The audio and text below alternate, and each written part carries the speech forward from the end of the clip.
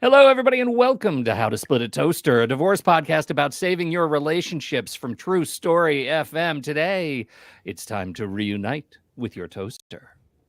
Welcome to the show, everybody. I'm Seth Nelson, and as always, I'm here with my good friend, Pete Wright. Today, we're talking about parent alienation. Ginger Gentile was a child caught in the middle of a bitter divorce and now helps parents facing similar battles find peace. She even reunites families via coaching designed for the worst cases of parent alienation and estrangement. She's an activist on a mission to reverse parent alienation, a silent epidemic, and you can hear her stories on her work in her documentary film, Erasing Family. Ginger, welcome to the Toaster. Thank you, Pete. Thank you, Seth. It's so good to be here, to be able to talk to you guys today. So I'm looking forward to it. Well, it's great having you. She obviously hasn't listened to the show, Pete. She's never listened to the show. She's way too kind. We'll fix that. I just have to say, first of all, I watched the documentary this morning. I did. And because, we've talked about parental alienation on the show before. We've talked about it over this probably a year ago, last time we actually had the conversation. But I don't think I was able to connect abstractly to the concept of what is going on with parental alienation until I saw these kids and these parents telling these stories to your camera. That was an extraordinary bit of it felt really transformative for me watching these kids learn about being lied to for so long. I know the film came out like 2020 now, right? It's been several years, but can you reflect just a little bit on about the act of making the film and what it was like capturing these stories? Sure. So, also one thing, who's dinging? Yeah. Who is dinging right now? I think it was me. Was it you? Do you even know where the ding is coming from? I turned off my phone is doubly turned off, and mine is too. So I don't know. I don't hear it. I think we're done. Okay. All right. We think we've covered it. Okay. Cool. Okay. Cool. So that's a great question, Pete. So I got into this film because One more thing, Ginger. You're. Can you just hold it off, just a little bit off center? We're getting a lot of like plosives in the mic. Oh, okay. How's that? That's perfect. Is this better? Like this, or? I think we can make that work. I think we can make it work just the way you are. Okay. Sure. We'll boost it. Easier. Okay. Awesome. All right. So my journey to make Erasing Family. I don't want to veer too far off into the woods with this, but when I graduated college, I decided to get as far away as I could from my crazy family and my parents who, after they got divorced, the divorce got worse. Both of them tried to poison me against the other parent. My mom did a better job at it. My dad didn't have the skills on how to react. So when I turned 21, I decided to move to Argentina, a country halfway around the world. I have no connection to Argentina. I didn't speak Spanish. It's the only subject I ever failed in school was Spanish. And Ginger, before you go on. Wow. Wait a minute. I'm so excited about that.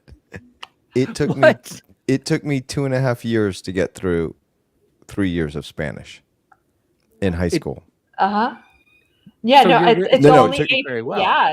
It's the only AP test that I got a 2 on out of 5. So I okay, AP. Listen, you took the AP test. I was a valedictorian. It took me high school. I said it wrong. It took me 3 years to get through 2 years of Spanish. I said it wrong. Yeah. All right. In fact, I took Spanish 1 and Spanish 2 at the same time to graduate on time because it turns out Spanish 1 was not a prereq for Spanish 2. And I read the fine print. Pete, I was going to be a lawyer. You were going to be a lawyer. It's like, look, my Spanish is Duolingo Spanish. So you end up in a country where you don't speak the language just to get away from your family. Right. And then when I was there, 6 years into being in Argentina, I met a man, fell in love. And the first thing he tells me is, I haven't seen my daughter in 6 years. And like most people, I'm like, well, you must have a bad lawyer. There must be some mistake. Blame it on the lawyer. Let's go down to the courthouse and fix this. I was also working as a legal translator. And I realized that this wasn't a mistake. He had a great lawyer. And the judge actually gave him visitation. It was not enforced. So Wow. he was on year 6 of not seeing his daughter. And I was a documentary filmmaker. I decided to make a film about this called Erasing Dad, which you can see for free on YouTube. It's called Borrando Papa in Spanish, but it has English subtitles.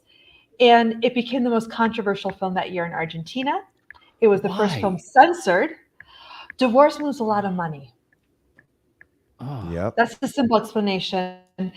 And there's a lot of people behind what happens in family court who may not speak publicly about it, but a lot of politicians and all political parties, this is not a right or left issue. They basically want to keep the status quo because the more paperwork, every time you file paperwork, there's a filing fee. There's lawyers, there's judges who all kind of eat off of this high conflict divorce. But also, you can have the other professionals and programs who, are also eating off of this. But in Argentina specifically, they were funding domestic violence centers that weren't doing anything to help domestic violence victims. And all the political parties were using this as their petty cash box. So they didn't like me talking about it. And that's like a very small, it's like 10 seconds of the film where someone says, hey, a lot of people make money off of this, and people freaked out. The president got involved. My phones were tapped. So, and it was a whole, I don't want to take too much time on this. It was a whole crazy situation. But everybody wants to see a censored film. Yeah. Wow. As a filmmaker, it would have been some small indie documentary, and now we're on national news. I had a debate in Spanish, so that Spanish came in handy. Yeah, that's good. I would have lost that debate. Let me get this straight. Because they censored it, it went viral. Yes. So the internet in 2014 was a little different, but people would copy DVDs, sell DVDs illegally, repost it on YouTube because YouTube took down our official link. But it was also on the front page of the newspaper because journalists don't like censorship. And then we'd go on a show and everyone would be like, oh, the cameraman, he can't see his kids. My brother can't see his kids. I can't say this publicly. I can't see my kids. And so we untapped all of these people who were too ashamed to say that they couldn't see their kids, basically because they were accused of being a man, of being a dad. Because what we showed is that you don't need, and this was in Argentina, you didn't need a lot of proof. It wasn't like criminal court to make an accusation. Mm-hmm. And after the film came out, the good news is the laws changed. So one, they allowed for joint custody. Before, there was only sole custody allowed in Argentina. And they took away the gender bias in the law. Before it said custody automatically went to the mother. This is interesting, except in the case of same-sex marriage. That was the only case joint custody was allowed, because then who's the better dad if there's two dads? Yeah, right. The taller one. Right. Yeah, I'd say the same thing. Yeah. And I'm only 5'6", so I'm good with it.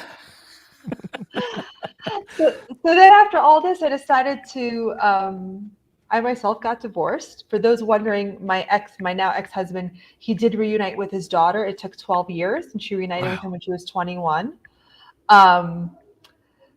And he did the whole film. He helped me with the film and produced it to get a message to his daughter. And she did get the message. It was like, stop messing with my family. And the film has nothing about him. He's not in the film. It's not his story, but just mentioning this. And when I get back to the US, I'm like, okay, I want to make a follow-up film in the US. Yeah. And so I start going online. And the first thing I see is, one, a lot of moms can't see their kids in the United States. Right. Now, statistically, and the government does not keep good statistics on this, it's probably more dads who can't, but women are very vocal. So since I started this work, more than half of the people who follow me and who I work with are moms. That is, I would say, as an observation, that's a fascinating thing in the documentary I did not expect, was that this is not a gendered issue. This is a universal issue. And now it can often be for different reasons. There's different types of accusations, prejudice, but that's what we found when we were making the film. Now, again, self-reported data, I want to make this clear to all the people who work in statistics, does not mean that moms and dads equally cannot see their kids. Mm-hmm. What it means is that those seeking help are equal, and this isn't a gendered issue. Right. But I don't want to imply, because and the government has horrible statistics. The government has horrible statistics on custody in the US, it's very hard to find accurate statistics because this is not accurately tracked in the census data. So we'll know like children who grew up in fatherless homes, but is that a result of divorce? Is that a result of an absentee father, of not being married, of poverty? Or alienation. Yeah. Or alienation. Right. Then the other thing I found when I wanted to make the film is that kids were posting as young as 7 videos on social media saying, I can't see my parent, I can't see my sister, open videos to judges. And so I was able to actually find children or young adults who are going through this, which when I made Erasing Dad was impossible because people were not posting their private lives on social media. So of course I had to get the permission of the parents. And I had a lot of legal support making the film Erasing Family because it's so sensitive. But I was able to talk to the kids. And one thing I learned about parental alienation, I also want to explain what it is for people who don't know. Yeah, for sure. We need a little primer. So parental alienation, and I define it a little differently than other people, but it's basically when one parent or also a step parent or a grandparent poisons the child against the other parent.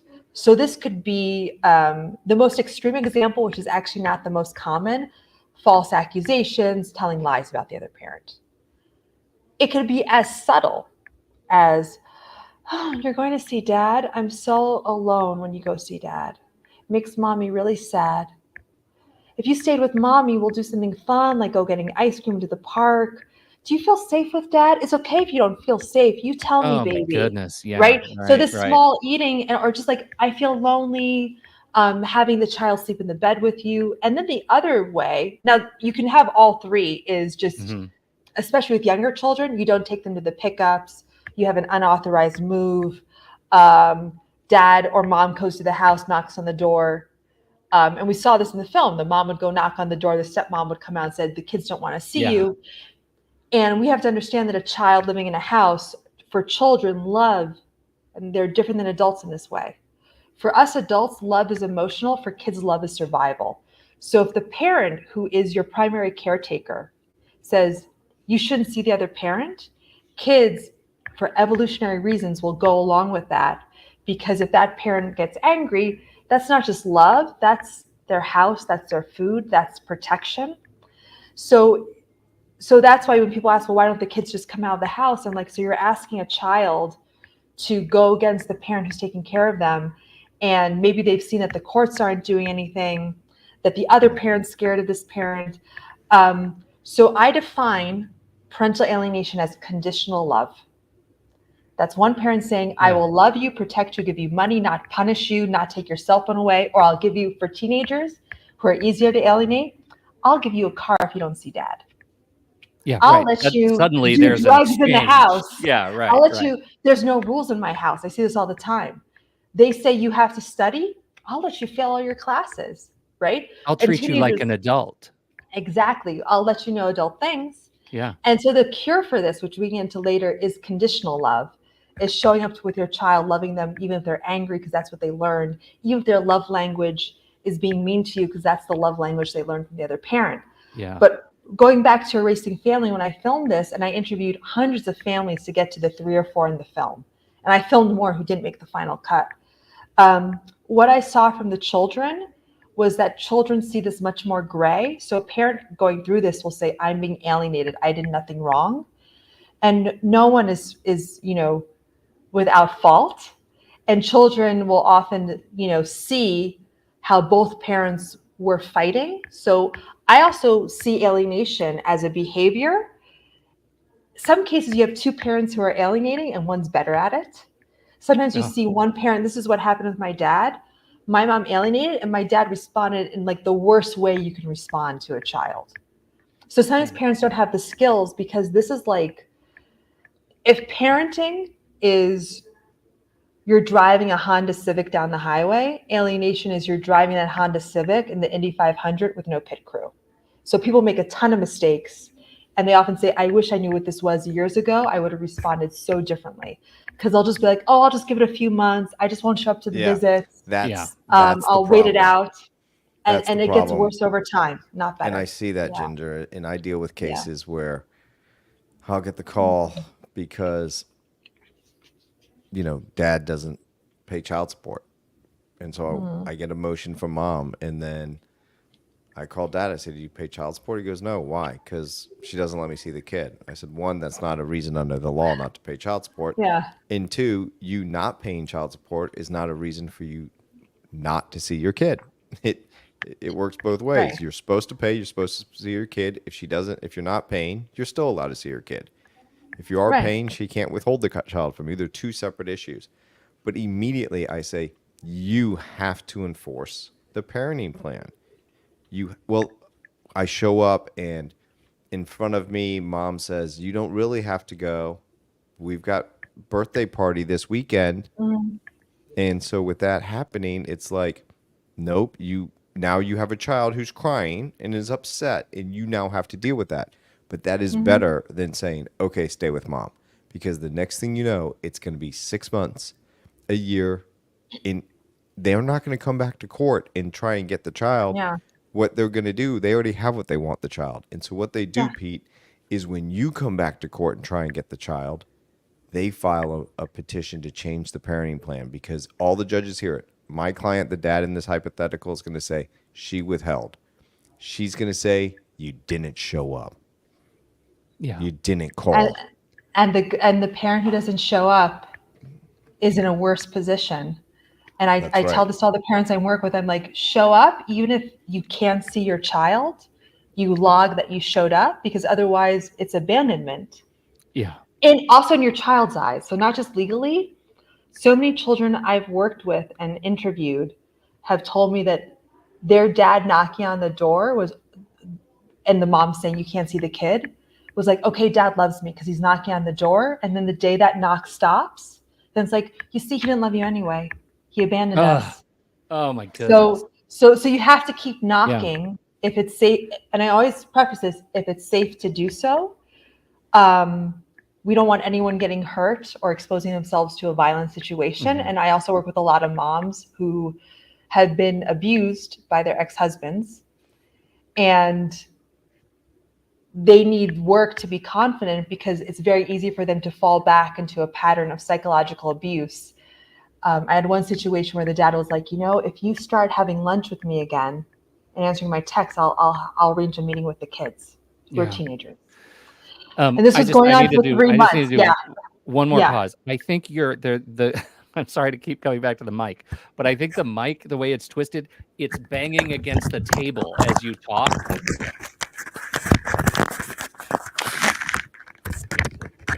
We're just, as you're speaking, we're hearing this tick, tick, tick, tick, tick. Oh, as okay. It's like hitting something. So Okay, I'm sorry to do that, because you're. Oh, no, it's okay. This is all so great. So let's talk. Let's transition just a little bit toward the, because you already started talking about the way love is withheld for these kids and the way it is used. It's sort of weaponized. Yeah. It over the course of your work with families, and you're watching over the course of years of people reuniting, what do you see and what do you know about the impact on the child's mental health, on the experience of kind of how they perceive relationships writ large beyond the parental relationships over time? So the short answer is it's not good.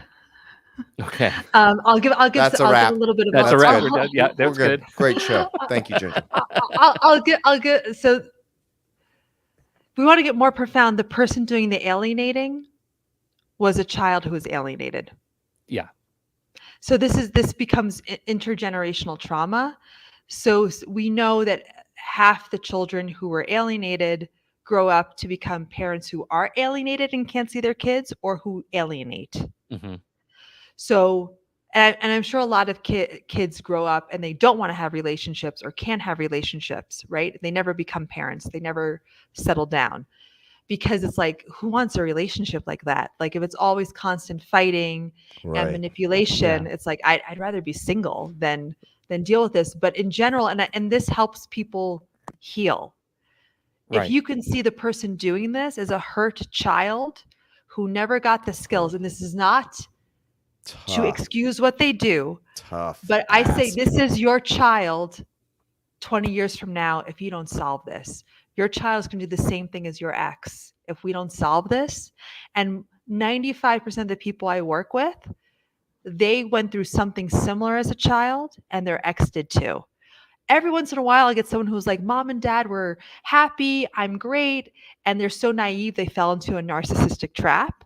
But that's like, I've had one or two cases like that. It's all, even if they're like, well, Mom and Dad are married, but Dad was an alcoholic and never there. It was like, okay, so there's an abandonment issue there. Right. And a lot of times in the families of the parents who I work with who are alienated, they will also say, oh, I don't talk with my dad. Oh, my brother and dad don't talk. My aunt and cousins don't talk. So this is a repeated pattern. And we need to see this as a sickness. This does not excuse the behavior. Yeah. But it helps us understand why. I'm with because you, people Ginger. aren't rational. I'm just telling you, when you're dealing That's hard. with a court system and a client who's not seeing the kid, and I have to tell them, your former spouse is sick. We should have some empathy. It's not about you. It's a sickness. Like, I hear you. Right. It's a tough ask. And what they're saying is, I don't give a shit. I want to see my kid.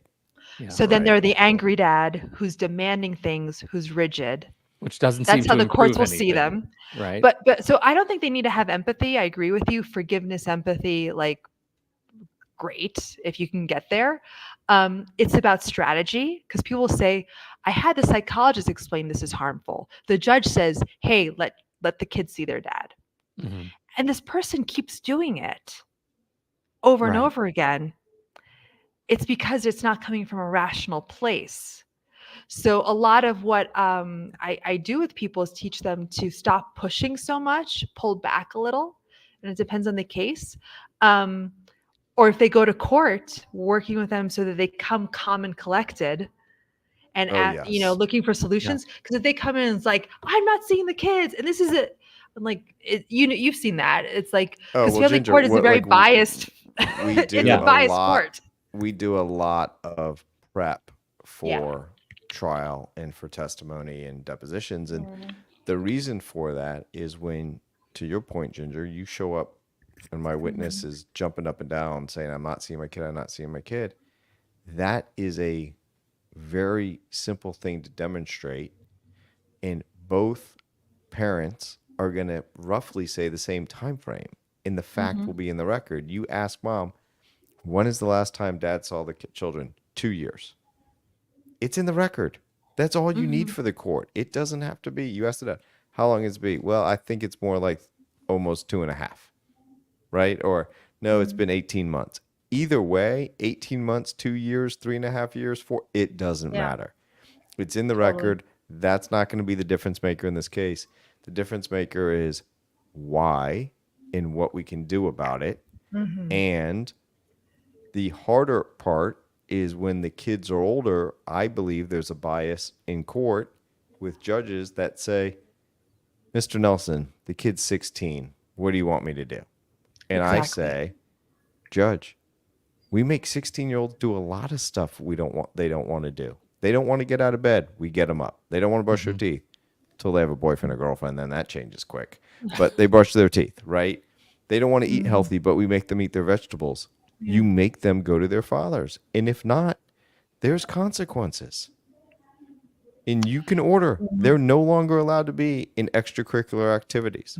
They're no longer allowed to do X, Y, and Z. And judges do not want to do it. So what happens is you end up going into therapy, and you hope you get a good one. And it can be a trap. Therapy can be a trap. And it can very much be a trap. Why? Wait, follow up on that. Why is therapy a trap in this context? So therapy, and I say this as someone who's done a lot of therapy. I love therapy. Therapy is a great way to process emotions. It's a great way to pattern disrupt. If you're anxious, it's a great way to talk about trauma. But if a therapist says to the kid, why don't you want to see Dad? It makes me anxious to see Dad. So the therapist will sometimes say, well, we need to work on the anxiety. And that might take years. And until the child says they want to see Dad, I won't push Dad. And then the parent might also come in and say, I'm so upset because I can't see my kid. Okay, you're upset. We need to give your child space. You're controlling. Respect your child's boundaries. And there's also a big movement in therapy right now. The Economist of all magazines did a cover story on this. of children, more young adults, estranging themselves from their parents, cutting off. There's a lot of stuff on social media, but it's kind of encouraged to cut off someone who's toxic. Right. That's not always the case. So a therapist who coaches everybody on the basic rules of how to be polite and conduct each other and express what they want can be incredibly helpful. But when it's all, what do we feel? So I have a lot of people who I talk to and work with who the kid's been in therapy for years and they've never had a session with the kid. Right. Or the therapist also sometimes might say, this is so awful, I don't know what to do, so I'm going to withdraw. Yep. Wow. Mm-hmm. Right. And I believe in setting expectations and working through whatever the issues are, but you got to get on it, and you got to have positives and negatives consequences for both. Yeah, I think what you just said, I mean, the just the way language has changed, right? As soon as you drop the word toxic, that has become a trigger word for pushing dominoes over for a whole litany of conversations that I can totally see could delay any kind of unification, because we feel like that's such a loaded emotional environment now. It speaks so much. Yeah. Go ahead, Pete. Well, I wanted to transition a little bit to the jurisdictionalization of this conversation, right? Because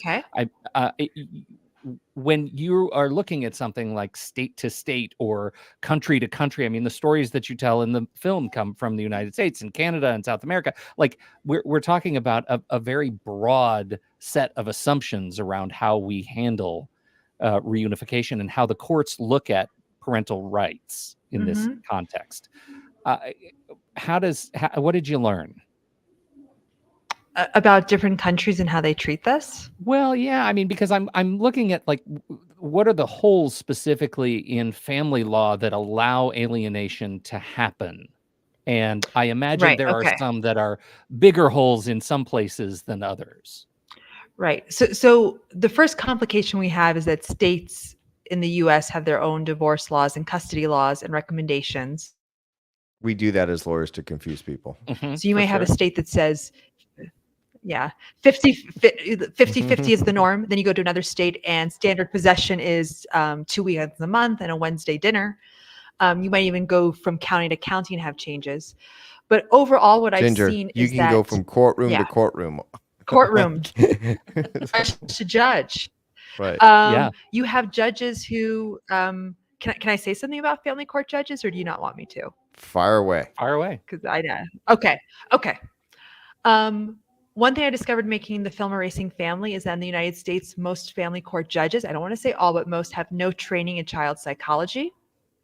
They have no training in how to talk to children if they interview them. Sometimes they're not even aware that just asking a child can be highly traumatic in court. But just talking to judges, I interviewed one judge. He's like, I have 1,000 cases on my docket. Right. And I was like, do you have any training in child psychology? He's like, no. In some places, the family court, you rotate in and out of family court. Yep. In some cases, also family court is where you put the judges who you don't like to punish them. Or are brand new. Or brand new. Like it's not the desired thing, because this is a lawyer joke. You go to criminal court, everybody's on their best behavior. That's right. Yeah. I have a lawyer friend who was a criminal defense attorney, would work in Rikers. Right. Bad people acting very nicely. Right. And he one day had to fill in for family court, and he was like, this is a mess. I prefer to be in Rikers. And he's like, I had to represent a guy who had no money, and they threw him in jail for not paying child support, but he lost his job to appear in court. And he's like, this makes no sense. And he's like, I'd much rather talk with criminals who are rational and logical in the construction of their criminal defense. Literally, I've had a judge tell me at a bar event, who was on the criminal bench at one time, was on the family law bench, and she had left the family law bench for criminal. I said, how's criminal? She goes, compared to divorce, give me a good, clean murder any day. Oh, any day. The saddest joke in law. Mm-hmm. Well, also, there's more violence in family court. You're more likely. I remember recently in Las Vegas, a lawyer walked in, and I think he killed his ex-wife or soon-to-be ex-wife, her partner, and then turned the gun on himself. Mhm. You're more likely to see acts of violence in family court. Um, but one thing I will say that I've seen a lot of is that if you know your soon-to-be ex-spouse is high conflict, having a uh, having a custody agreement that's nebulous is kind of the worst thing that you can do. So there's a lot of agreements like father shall see the child an ample number of times whenever he wants or whenever the child decides. That stuff makes me stay up at night. Yeah. So just a Horrible. lot of like, and unfortunately with high conflict people, it has to be mom has the kid on Christmas. When does Christmas start? When does Christmas end? Yeah, well, what our Yeah. parenting plans Yeah. say, and they might say anything like the standard would be, you know, you drop the kid off every other weekend and time sharing resumes at the end of school on Monday, right? Or when you got really high conflict, instead of saying each parent gets 2 weeks and they can work it out on which the summer is, it's going to be dad gets from July 3rd until Yes. July 21st at 6 p.m. Yes. Like you're Super very specific. specific, You, right? you have to be And- super specific. Yeah. Right. With consequences built in, if possible. Which is hard to do in a parenting plan because a lot of people don't want the consequences. Yeah, and it the court is. can't do it necessarily. Right. But it's helpful. These are things that can help. If someone really wants to alienate, they'll find a way. And then I think also having the parents learn new skills. So a lot of jurisdictions will give parenting classes. In these types of cases, they might need more help. So the parent who I'm working with who's alienated, a lot of what I do is just communication skills to not make it worse. So, for example, this is very common amongst moms. They will try to parent their child who's not in their time. So they'll say, like to dad, make sure you leave an extra 20 minutes because of traffic. Even though they're the alienated parent, they'll try to direct the other parent. They'll get into fights over small things. I was working with a mom who was like, I really want the dad to pay for the baseball glove. And I was like, what would happen if you just paid for the baseball glove yourself? She goes, oh my God. I would like save us like 3 months of back and forth court and like arguing and him being upset. I'm like, or ask I for a make a hand-me-down baseball lot of glove. money off Yeah. of baseball gloves, Pete. Well, Let me it just tell ya. sounds it just sounds so much like here's an example of somebody whose instinct is how do I exert control in a situation where I Yes. have no power, like I feel completely Right. lost at sea.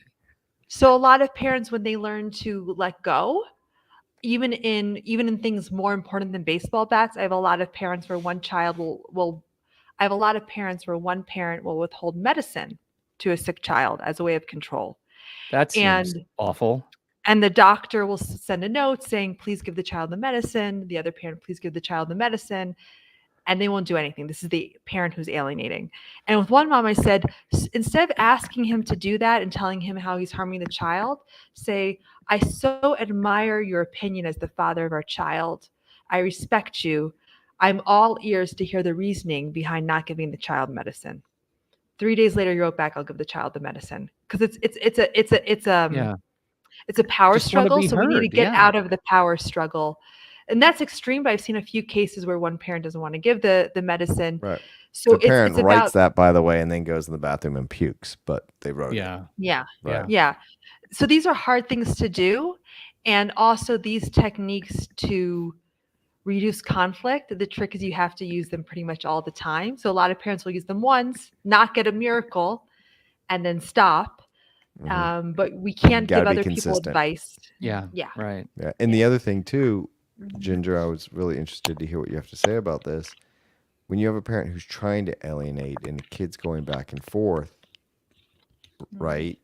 So it's not to the extreme they haven't seen him for a period of time. But you have a teenager, and I don't care what us parents think, they manipulate us. They will play the divisions against each other, and they will tell you what you want to hear in your house and go tell the other parent what they want to hear in their house, and then they're getting what they want. Now, part of it might just be peace, right? I don't want to hear it. I'm just going to agree with you. Yeah. It's troubling. That is so true. Just to follow up with that, in A Racing Family, there is a scene where the young man says, I decided not to see my mom because it was just easier. Because whenever mom would come by, there'd be a fight, he'd have to hide, or if he saw mom, she'd be crying, why don't you want to see me? Which is not the right response. You should keep it light and happy with your kids in these situations and not try to do therapy with them. So he was just like, it was just easier for me not to see mom. And there was no accusation against mom. I asked everybody, like, no, it's just, she would knock on the door. The stepmom would be like, the kids don't want to see you. There'd be a shouting match for an hour. And the kid was like, it'd be easier. And to your point, Seth, teens are easier to alienate than young children. Right. Now, young children can be put in different places and hidden and not given access to easier. And you can like pick them up and go. But a halfway decent psychologist will interview a child and the child will say, I don't want to see daddy because I don't like daddy. And they're like, what don't you like about daddy? It's like, oh, I love daddy very much because we play baseball together. It falls apart.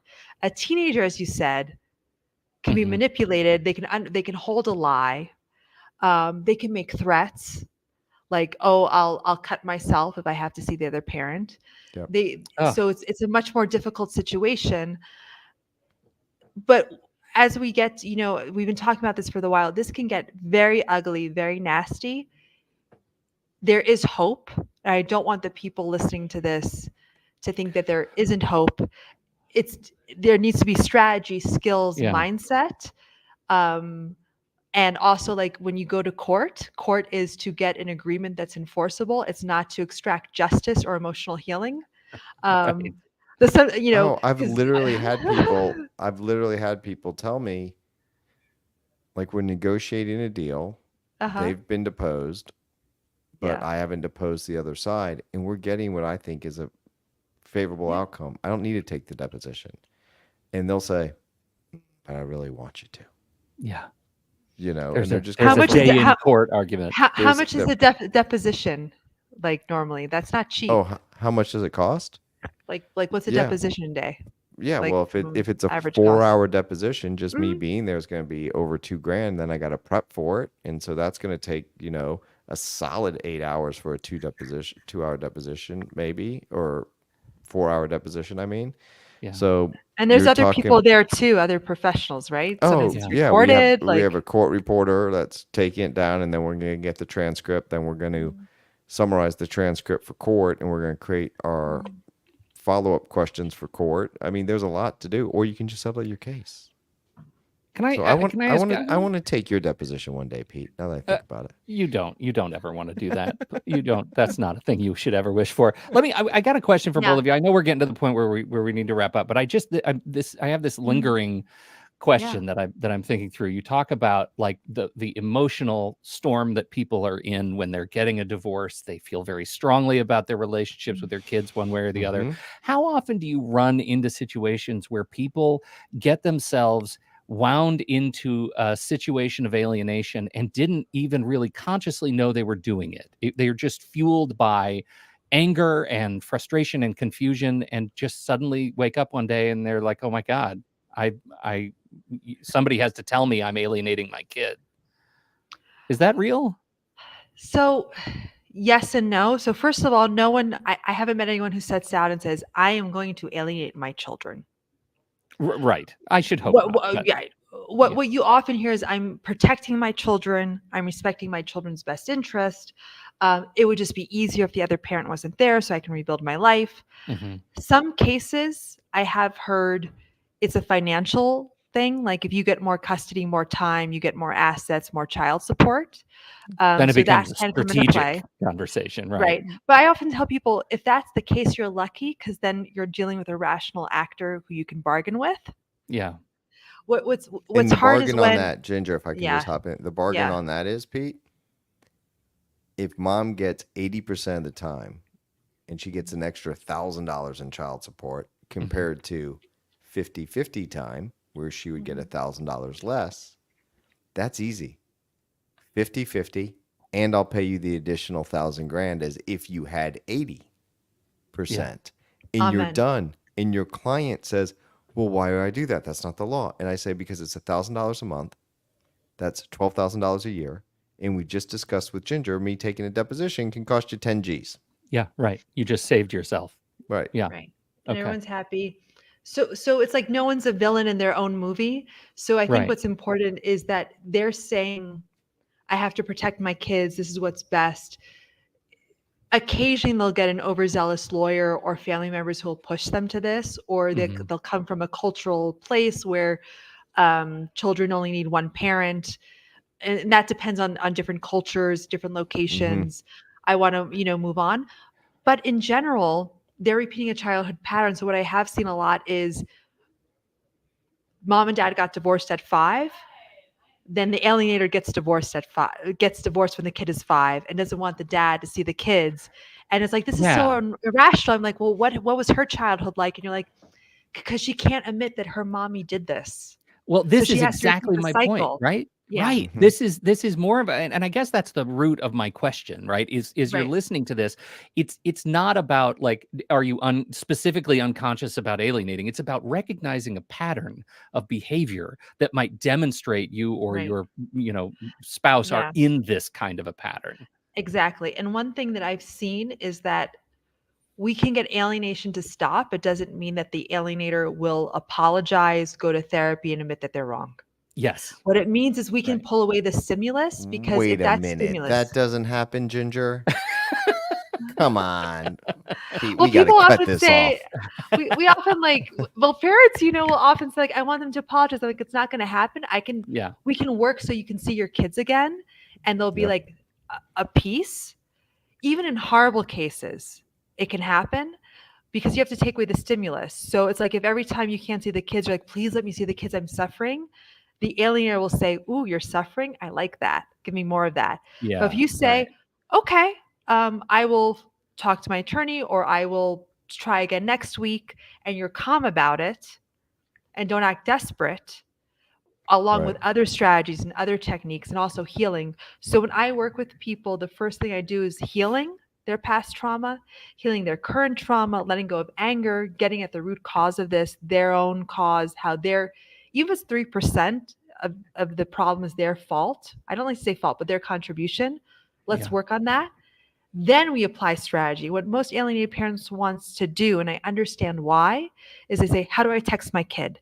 How do I text my ex? I'm like, we'll get to that. But if you are so triggered, like I was working with a mom, and every time she had a text from her ex or a kid, she'd cry. And I'm like, you can't be crying all the time. Now, it's more than just saying you can't cry. There's work involved. Right. But if you're emotionally unstable or you yell, then you can't, even if I tell you exactly how to text, or you get a book out and copy it, it's not going to work. So there has to be this emotional healing. And also, so many parents think they need to suffer when this is happening, and that suffering will prove to their kids that they love them. Being happy and living your best life while keeping a space for your child, showing up. You can also show up on social media by saying, look at how nice my life is. Can't wait to share it with my kids. So you can do stuff like that. So not you can you're demonstrating through behavior. Yeah. But kids do not reunite with sad, broken parents. Yeah. They just don't. They reunite with happy 100%. parents. Extraordinary. 100%. Well, I got to tell you, I mean, we're going to put the link to the, bless you for making the movie available to everybody. It's on YouTube. I watched the whole thing on YouTube, and it's really, I mean, there's just some really moving stories in there, and some very sad stories that, get it reconciled. It has a happy ending for the parents who are afraid to watch it. Is about reuniting. Yes. So there's sad parts, but it is illustrative of a really hope. complicated situation. Yeah. And it does. It ends on a note of hope. And I think it's really worth checking out. Ginger Gentile, thank you so much for hanging out with us today. Where do you want to send people so they can learn more about your the work that you're doing to help reunite families? So if people want to work with me, and I'm very available on social media. I do not coach or give advice in DMs or over email. They can find me at reversingparentalalienation.com. I have a free mini course. I do group coaching and one-on-one coaching, and they can follow me on social media at Erasing Family. That's on YouTube, Facebook, and Instagram. And we have a very active, engaged community. So only like 35,000 followers on Facebook, but today I sent out a post and we got 200 comments in an hour. So people are very engaged because they want to heal, and often people feel hopeless. So the first step for the people listening out there who are feeling discouraged, there can be a happy ending if you put the work in, and the first work you do is on yourself. Then you find an appropriate strategy and appropriate skill set. That's right. But this does not have to be a sentence. This is rough. I'm not saying this is easy, but I've seen parents from horrible alienation cases that have gone on for years reunite with their kids, happy to see them, their kids reaching out. It is possible. It is possible. It is beautiful. Check it out. Thank you so much, Ginger. We sure appreciate you sharing your story and your film and your work with our audience. And now, everybody, we got to turn to a listener question. Okay. And we do not make you suffer through our listener questions. Ginger?